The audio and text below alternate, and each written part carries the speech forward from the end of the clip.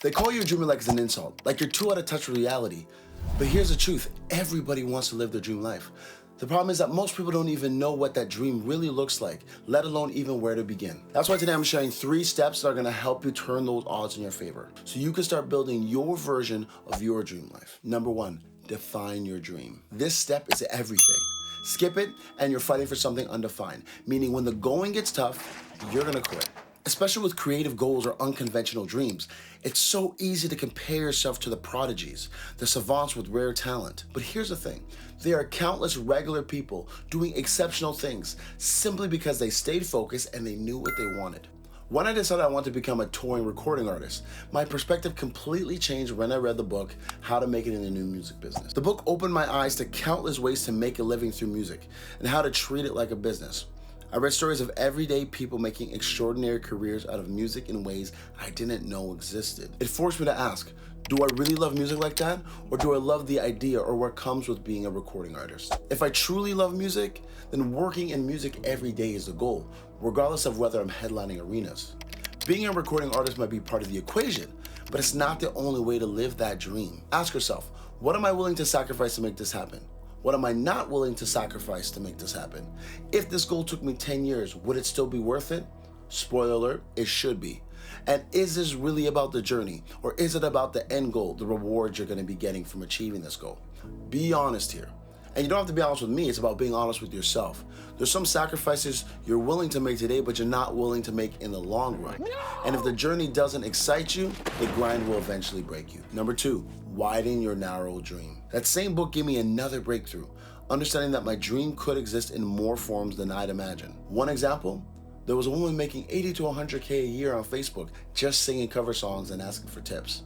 I remember thinking, how is that even possible? And it wasn't because I was dying to sing cover songs online. It was the fact that it opened my mind to all kinds of possibilities.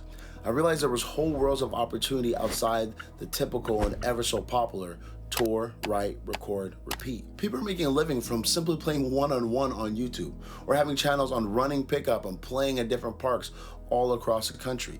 The internet has blown the door wide open. You can monetize just about any passion if you're willing to get creative about how you do it and how you share it. Sometimes you're just a Google search away from discovering a new lane that could completely change your life. Number 3, one at a time. Once you see the possibilities, you're gonna be tempted to try tons of things at the same time. Now, that throw it at the wall and see what sticks method can work, but I wanna give you a smarter way to approach this. Pick one lane and go all in for a set period of time. Now, this can be a month. This can be 3 to 6 months. What's important here is that you're just giving it a real shot. Now, as you do this, I want you to pay attention to 2 things. 1, how it feels to do the work every day. 2, the feedback and the results you're getting. If you dread the process, it's probably not your lane.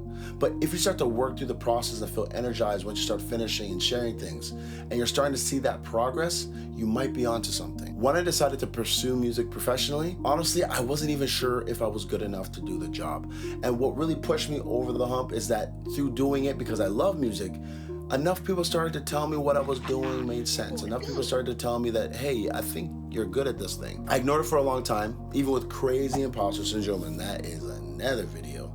But eventually, even with that and all the people that told me that I had something, I got the courage to just go for it myself. The deeper and more concentrated you spend on this step will result in getting to your lane faster than if you were to take too much time on one thing or start too many things at the same time.